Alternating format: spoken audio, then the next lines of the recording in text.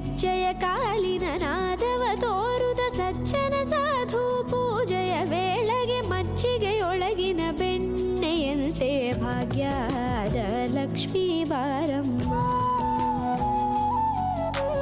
ಹೆಜ್ಜೆ ಮೇಲೊಂದೆಜ್ಜೆಯ ನಿಕ್ಕುತ್ತ ಗೆಜ್ಜೆಯ ಕಾಲಿನ ನಾದವ ತೋರುದ ಸಜ್ಜನ ಸಾಧು ಪೂಜೆಯ ವೇಳೆಗೆ ಮಜ್ಜಿಗೆಯೊಳಗಿನ ಬೆಣ್ಣೆಯಂತೆ ಭಾಗ್ಯದ ಲಕ್ಷ್ಮೀ ಬಾರಮ್ಮ.